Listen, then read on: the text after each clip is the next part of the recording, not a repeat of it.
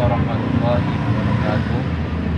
Alhamdulillah, segala puji bagi Allah, Tuhan semesta alam. Selawat beserta salam tak lupa juga kita curahkan kepada junjungan Nabi besar kita Muhammad Sallallahu Alaihi Wasallam. Mudah-mudahan manfaatnya sampai kepada keluarganya, para sahabatnya, dan kita selalu umatnya bisa mengikuti.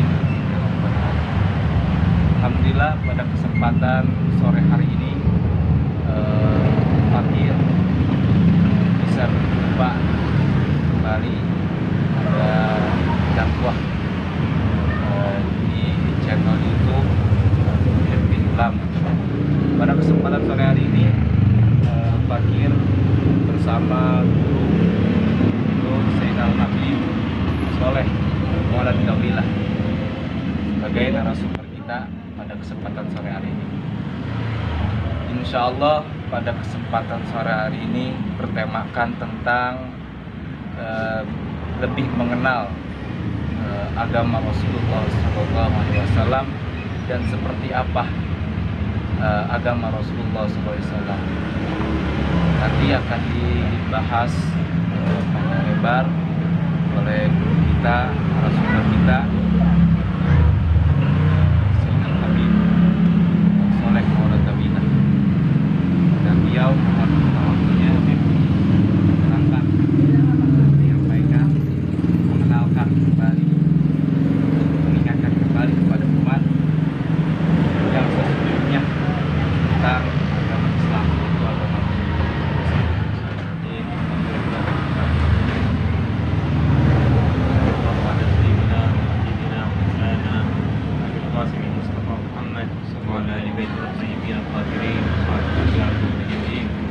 وأن معهم بعفك وكرمك وجودك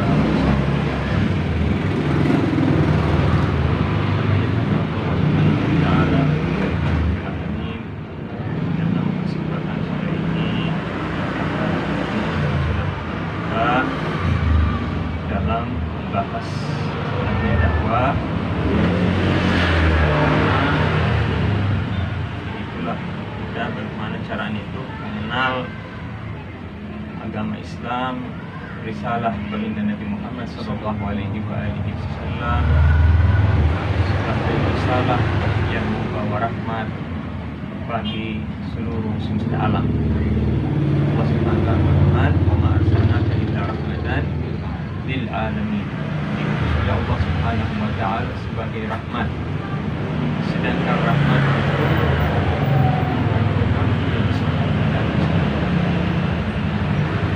Islam yang dibawa oleh Nabi Sallallahu Alaihi Wasallam diberikan oleh Allah Subhanahu Wa Taala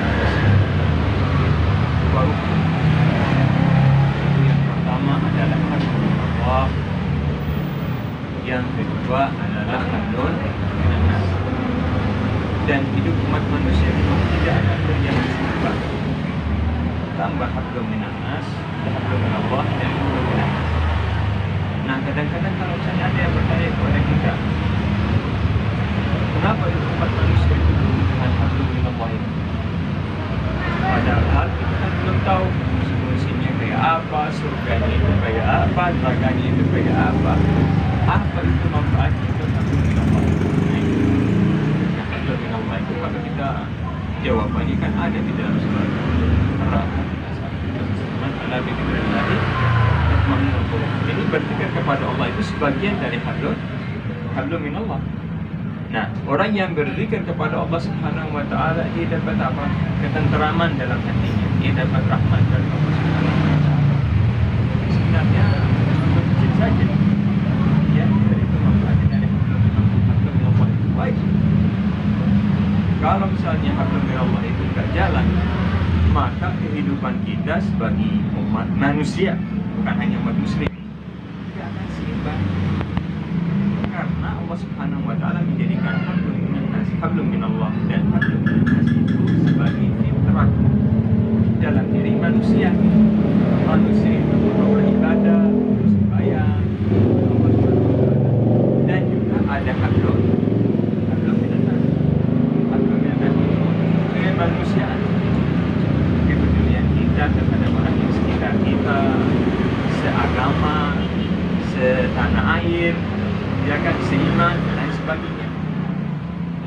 umat Islam itu ada kebanyakan dari saudara kita itu sebenarnya belum memahami inti daripada ini agama yang dibawa oleh baginda Nabi Muhammad SAW sebagai rahmatan lil alamin.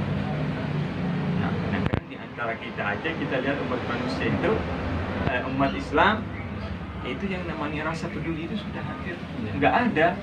Cuma tanya saya,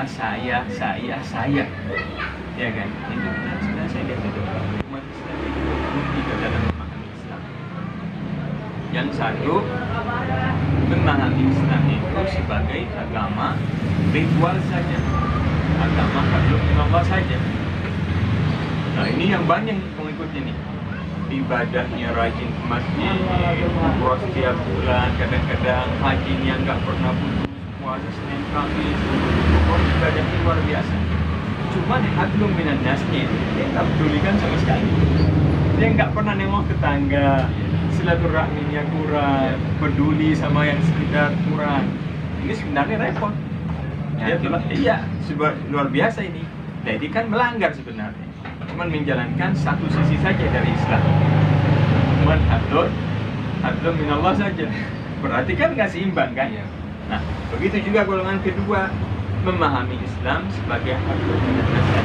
Dengan kemanusiaan kan kita juga bisa dapat surga dan banyak kan pahaman seperti itu. Ini juga salah. Kalau membahas soal surga itu adalah tempat yang caranya untuk masuk surga harus memiliki iman, harus mengimani Islam. Nah kalau hablum minallah ini diputus oleh dia dan dia juga mengharap dapat surga, tidak bisa.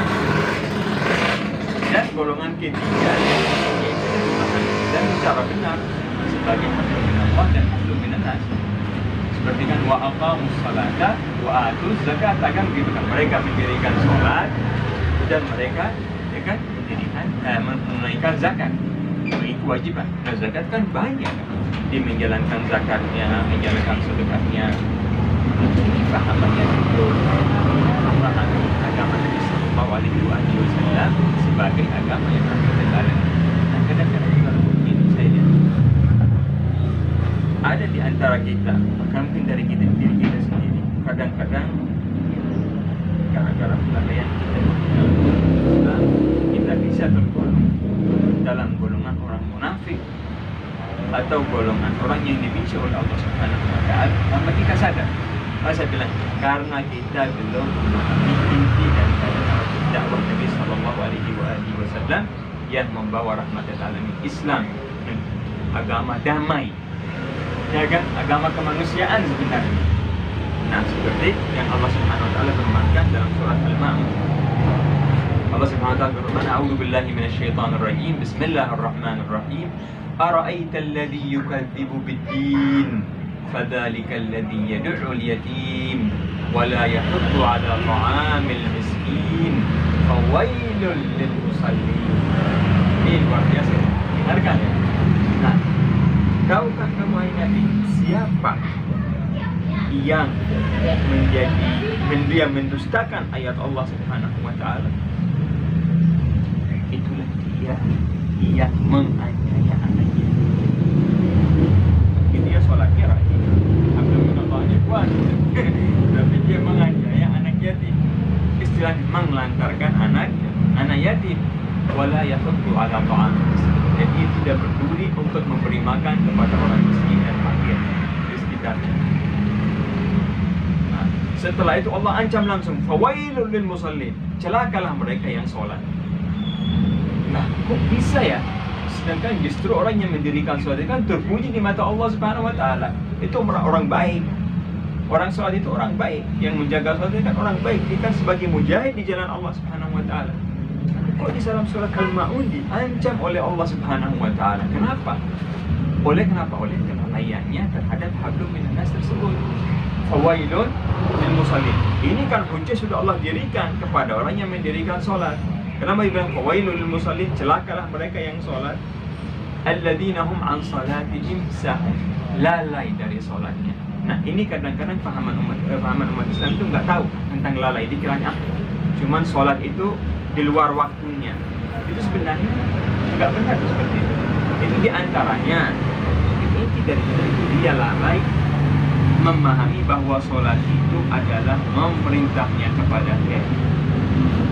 Inna salata tanha 'anil fahsya'i wal munkar, mencegahnya daripada keburukan dan memerintahnya kepada kebijakan amal baik. Kalau ini yang sholat hatinya malah tertutup untuk berbuat baik, sholatnya rajin tapi nggak peduli, itu diancam oleh Allah SWT. Wailul lil musallin. Yang pertama aku ancam adalah orang-orang yang sholat, yang tidak memahami bahwa sholat mereka itu memerintahkan mereka atau mencegahkan mereka dari keburukan, dari kekejian, dan memerintahkan mereka kepada kebijakan. Nah, ini seorang musallin yang gagal sholat, yang tidak akan dapat apapun dari sholat. Nah, ini kan alladzina hum an salatihim sahun, alladzina hum yura'una wa yamna'una al-ma'un. Mereka cuma sholatnya aja riya saja, pamer sholatnya. Wa yamna'una al-ma'un. Mereka sholatnya orang tidak mau menjalankan rahmat. Ini sebenarnya kita seharusnya agama rahmat yang membawa rahmat, yang membawa sistem hidup yang luar biasa. Kalau orang bilang kok Islam itu nggak ada sisi kemanusiaannya, berarti Anda belum tahu Islam. Islam mengatakan celakalah seorang tetangga yang tidak peduli kepada tetangganya. Atau Rasulullah SAW bersabda, dia termasuk golongan mukmin seorang tetangga yang tidur, yang bermalam dalam keadaan kenyang, sedangkan tetangga dekat dia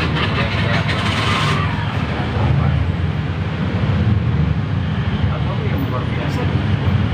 Kita itu harus menyampaikan syiar ini, bahwa agama Rasulullah, agama Nabi Muhammad SAW memang membawa rahmat yang sesungguhnya, bukan hanya untuk umat Islam saja, ya kan?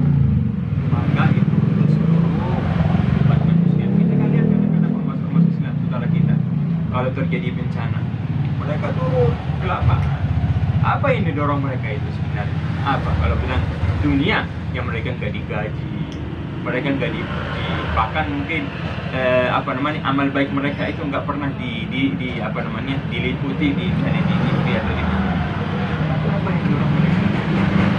Mereka ingin menyampaikan syiar walaupun mereka itu banyak itu rintangan dalam itu di lapangan. Kadang-kadang kalau terjadi bencana besar,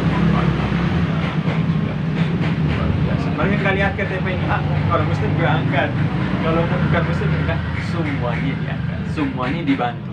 Nah, ini adalah syiar rahmat yang dikawal oleh Nabi Sallallahu Alaihi Wasallam. Jadi kita ini generasi berlanjut misi Nabi. Mudah-mudahan insyaallah kita bisa dapat istilahnya menghidupkan apa yang pernah disampaikan oleh Nabi Sallallahu.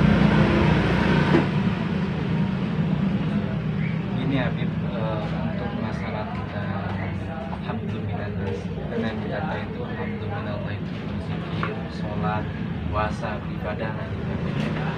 Kalau saya juga memahami tentang alhamdulillah hubungan kita terhadap manusia.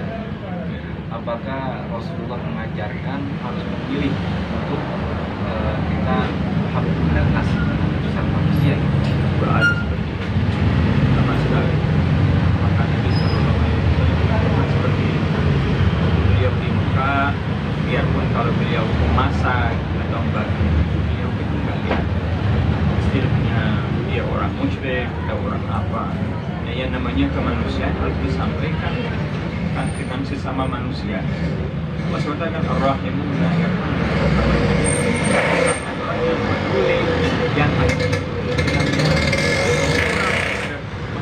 Allah, maka dia akan dapat rahmat dari Allah. Makanya ya kita nggak boleh menikahi seperti itu. Oh, ini bukan muslim, kita nggak boleh bantu, nggak boleh sebenarnya. Apalagi saudara seiman kita yang wajib, jangan bilang aku kan urusan saya, ya kan? Kalau kita lihat di dalam Islam, Nabi Sallallahu Alaihi Wasallam bersabda, "Man lam yahtam bi umuril muslimin falaysa minhum." Siapa yang tidak peduli akan urusan saudara seimannya, maka dia bukanlah istilahnya tergolong dalam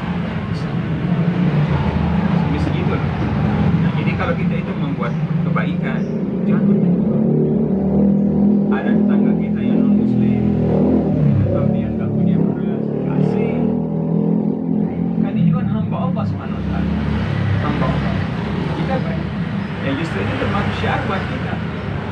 Oh ini tetangga saya yang muslim, dia peduli dengan saya, dia berarti dia agamanya luar biasa. Syiar dakwah. Padahal nggak seberapa kalau kita keluarin kan, nggak seberapa kita kasih, tapi luar biasa. Yang makin baik di akhirat.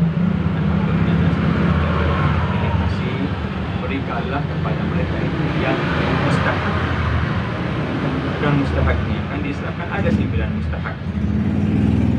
Nah kalau misalnya Ibnu Sabil, nah Ibnu Sabil ini biarpun bukan muslim, tetap ada musafir. Nah dia juga bukan muslim, dia nggak punya uang, dia nggak punya makanan, dia punya apa, dan wajib kita bantu. Dan agamanya ya. Karena membawa saudara ada. Akul laka fiddin au nadhirul laka fil ardh. Yang pertama adalah saudara seiman, yang kedua saudara dalam kemanusiaan. Ini kata yang luar biasa. Ya, saudara kita adalah dua. Kalau bukan saudara seiman, maka dia adalah saudara dalam kemanusiaan. Dia tetap dari keturunan Adam dan Hawa.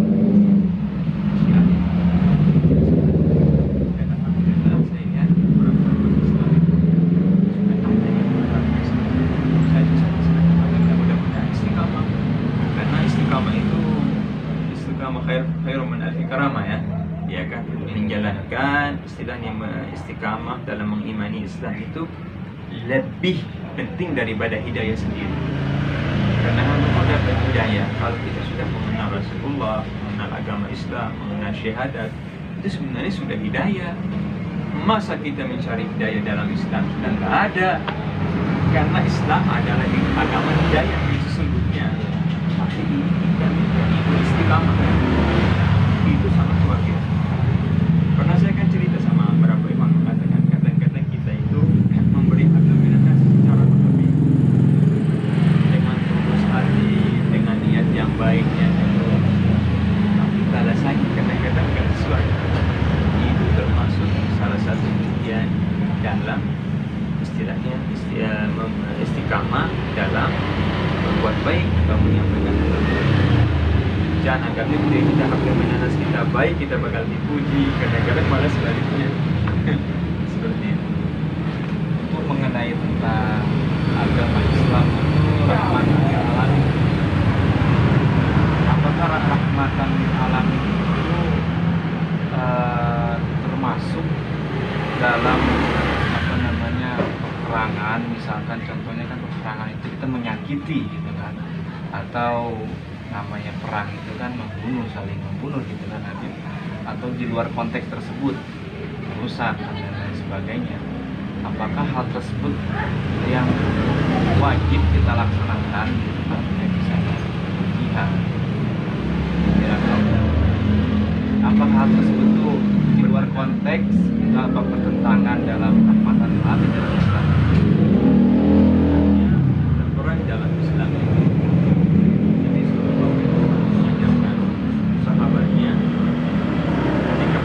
harus jangan keluar dari kategori rahmatan lil alamin juga.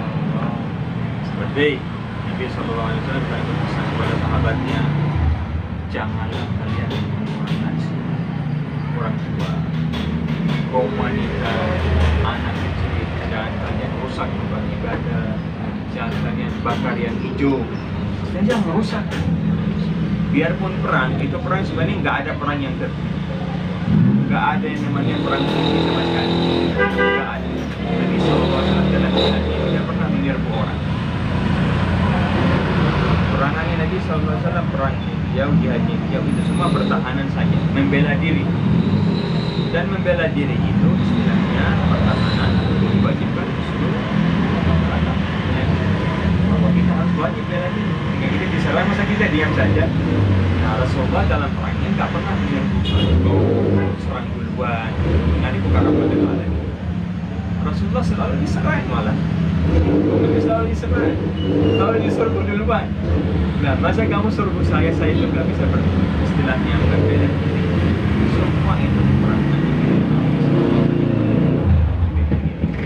Beliau nggak pernah.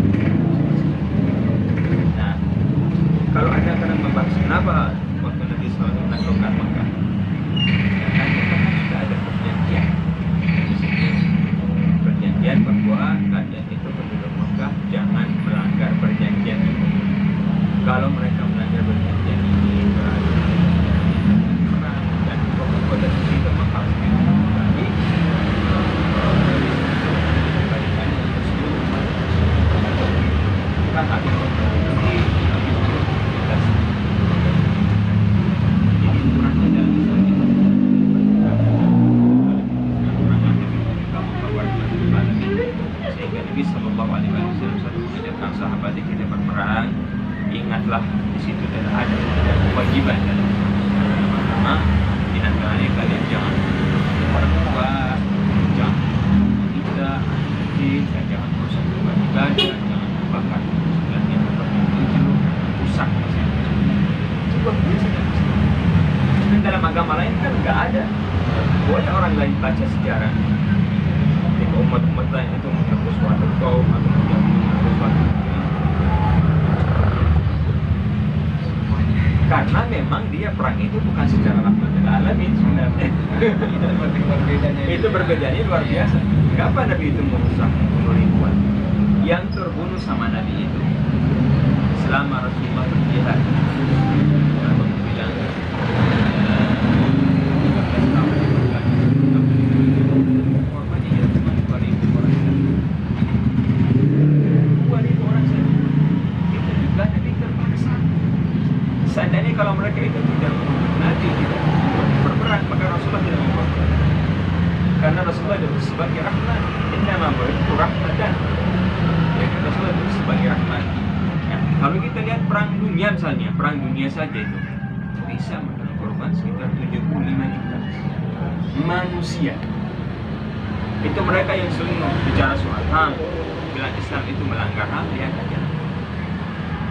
Perang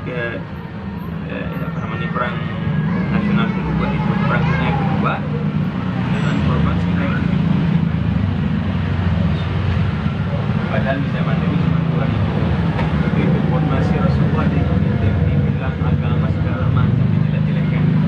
Nah ini katanya negara canggih, tahu HAM, tahu hak asasi manusia, kok bisa? Dan ibadah karena nama perang ya secara Jadi begitu teman-teman, bahwa agama Islam itu agama rahmatan. Seperti kita berperang saja di dalam agama Islam, kita tidak boleh menyakiti orang tua yang sudah lanjut usia, tanaman-tanaman yang sudah hijau. Sebegitu dicontohkannya, sebegitu perkuliannya agama Islam. Lalu agama Islam juga tadi disampaikan oleh kita, yaitu kita harus menerapkan dan tidak boleh bagaimana kita hanya hamdulillah saja yang kita boleh. Tidak boleh kita menerapkan hamdulillah saja, akan tetapi kita harus menerapkan hamdulillah saja. Jadi konteks semua ini bentuknya harus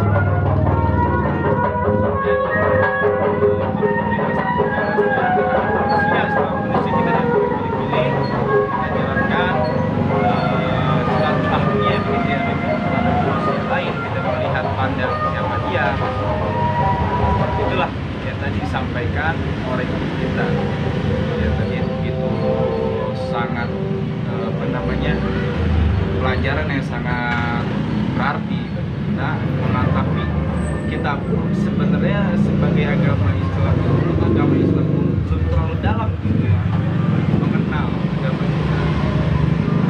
Bila pada kesempatan sore hari ini guru kita menerangkan tentang agama kita, rahmatan lil alamin. Jadi agama Islam itu dilarang, bahkan diharapkan untuk menyakiti,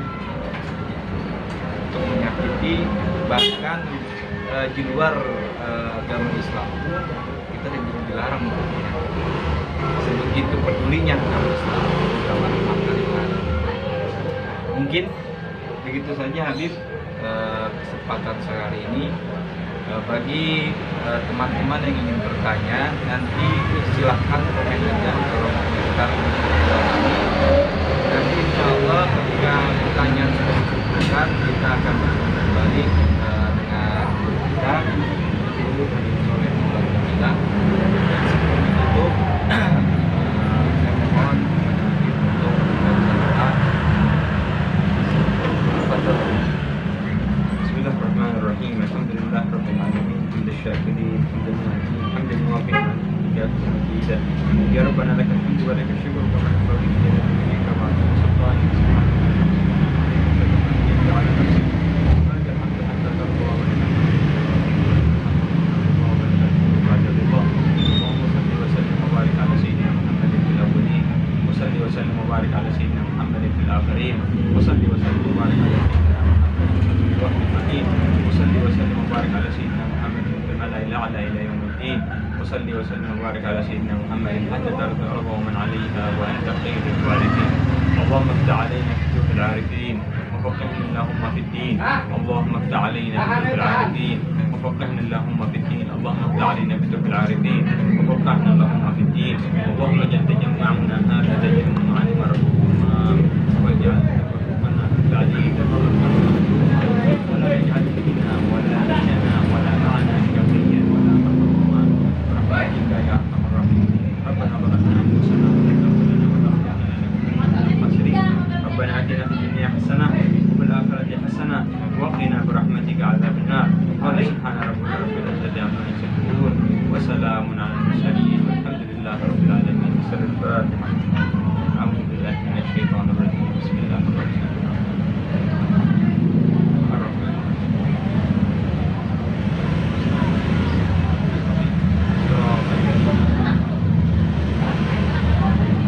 Ya, terima kasih.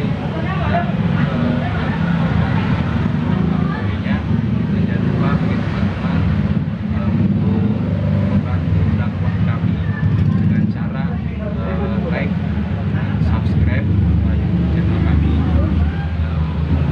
dakwah kami, dan juga untuk memanfaatkan media-media sebaik. Mungkin itu saja yang bisa sampaikan. Kurang lebihnya mohon maaf. Wassalamualaikum warahmatullahi wabarakatuh.